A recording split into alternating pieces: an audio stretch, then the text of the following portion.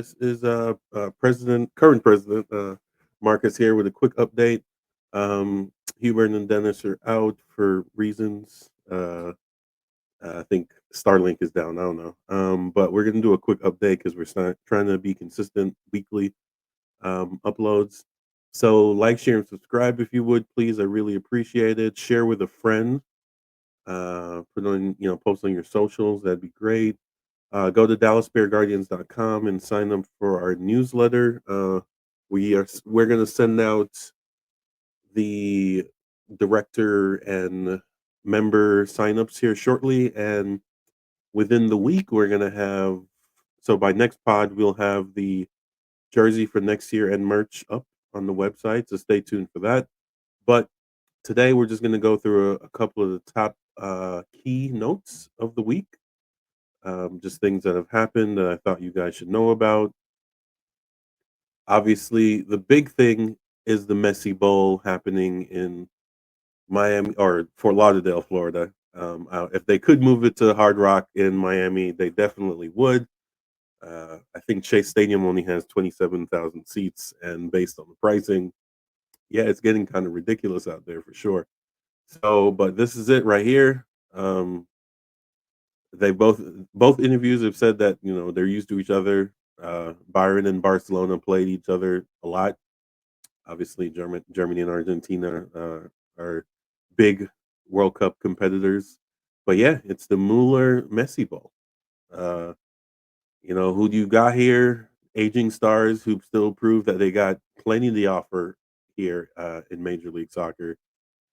This will probably get really, really good ratings. Ticket prices, it'll sell out.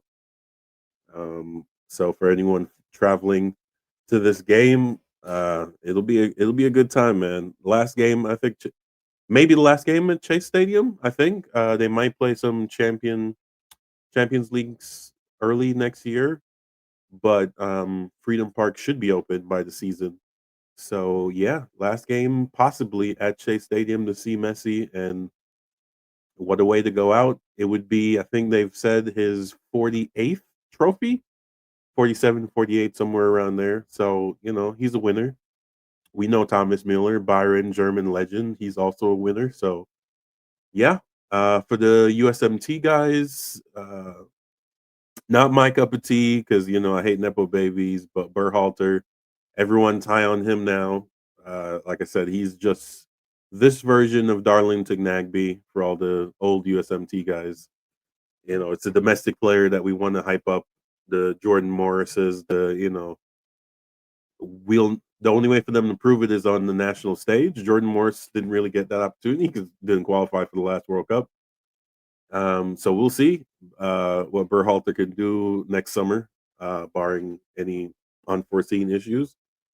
But yeah, so there we go. MLS Cup 2025. Inter Miami versus Vancouver Whitecaps. We're gonna try to get our guy Peter on next week, no matter the result. Either he'll be ecstatic or pissed. I don't know, but that is the big news this week in soccer in North America. Yeah, everybody tune in. Apple, Fox Deportes. There you go. In other big news, USL news, we're gonna go down the list right quick. The labor crisis is still a crisis. This is a post by the Players Association this weekend. Um, yeah, the current CBA expires at the end of the year, so the 31st, and they've had, based on the post, I think they said 25, 26 meetings, and obviously nothing has come of those. And by all outward appearances, it's getting worse. Uh, schedules have to be made. Teams are signing people. Teams are announcing their roster decisions. So everyone's operating like a season will happen next year. So let's hope it's a lot of bluster. And then at the end of the day, we get somewhere in the middle. I think we all need to agree we need to standardize some stuff.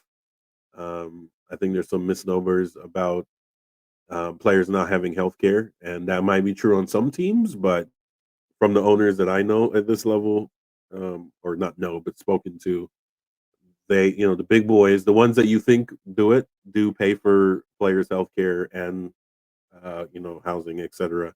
But there are some owners who are not as deep pocketed or in markets that aren't generating as much revenue who mandating it would be an issue. But we're going to have to figure out a way. I agree with the players that the league is too top heavy, as in the league is the organization. Nothing comes down. The TV money doesn't come down. None of the sponsorship money is paid down, and you pay in every year. And at a certain point, unless they want another NASL thing to break off, the league's gonna have to figure something out. If I'm paying you a yearly franchise fee or marketing fee, if I have a McDonald's, I know what I'm paying for. I'm paying for because the league does advertising, so I'm paying into that. The league provides me with discounts on all the things that I need, so I know what I'm paying for. What are you paying for when you pay in the USL? Right? That's really the argument that's coming up here shortly. Also, I'm going to ask the league office stop trotting out the CEO of real estate in a soccer league. We don't need to see him there as much, right? You have a vice president of expansion. Let's talk to that guy. You have a president of operations. So let's talk to that guy. The CEO of real estate is not the guy I need to see every day in every announcement, right? Unless you're a real estate company, then go be that. But if you're going to be a soccer league, be a soccer league. Um, Another thing I'm thinking is that maybe they need to hire a commissioner, somebody who is the soccer guy, and then have in the background do all the real estate shit that you need to do. But you're starting to alienate your fans because you're looking like MLS light, and that's not a good look if you want to position yourself as the alternative. So that's something for sure I would look at as we discuss these. I know last week, I played devil's advocate, but yeah, this is not a good look for anyone. So we need to get this done so we can move forward step by step. On some other USL One news, I was really excited this year or 2026 for the expansion in USL One, and it'll still be good expansion. We were expecting seven new teams with the 14 existing making 21. As it turns out, it looks like we're gonna end up with 18 teams as Sporting Cascade, which we actually did like this badge crest, and Fort Lauderdale decide I have decided Fort Lauderdale is official, Cascade is not yet official, that they're gonna delay until 2027. So that's not great, but I guess I would rather them do that than be a Texoma.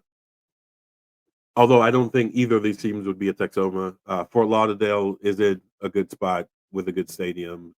Cascade is in a good spot with a good stadium, and they would have the benefit of a rival in Boise and Spokane. But they decided that they're going to hold off. Fort Lauderdale, maybe they're waiting for Messi to move down to Dade County proper, and then Fort Lauderdale will be theirs completely. They won't have to compete. There will be some people that won't want to drive down to Miami when you can go see a high level soccer game in Fort Lauderdale.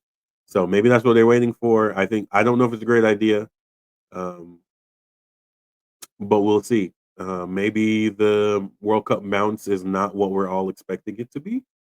So, but that's it. Delayed for 2027 is Sporting Cascade FC and Fort Lauderdale United. Fort Lauderdale obviously plays in the Super League, so their operations are continuing as is. Uh, it's just funny about Sporting is that they had tryouts where players paid to go do tryouts, and then you're announcing that you're not happening. So that's a little infuriating.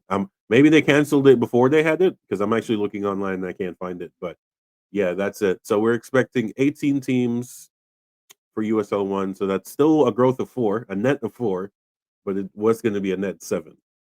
So, is this good or bad for the league? Who knows? It's more teams. Cascade's going to hurt. Western Club would have been nice. Fort Lauderdale would have slided in right nicely with Sarasota and Naples. That would have been a nice little triangle game there. Also, would have probably helped South Georgia Tormenta as well as far as travel goes. But growth is growth. It's more teams, more games, more markets based on ticket sales. The Cosmos and Boise are doing what we expected them to do, putting butts in seats. So it should be a growth year next year as expected, just not as growthy, if that's a word. So that is the update. So once again, I'm going to put this back up on the screen. The big news though is MLS Cup into Miami, uh, Vancouver Whitecaps, December 6th at 2:30 Eastern. Yeah, they need to get better TV time slots. Maybe that's another thing we need to do. Uh, you're not getting ratings because you're a noon game on the West Coast, right? Maybe this is another thing about switching the calendar. Maybe they can negotiate a prime time game, right, which would automatically get them more ratings because 7 p.m., no matter what day it is getting better ratings than 2 o'clock on a Saturday. I can almost guarantee you that. So that is the update. Like, share, and subscribe. Sorry, I'm a little nasally today. We should be back to regularly scheduled programming next week, so look forward to that. We should also have a guest. We'll let you know. Like I said, add us on socials, Instagram, Facebook, etc. Dallas Bear Guardians. This is your president. Peace.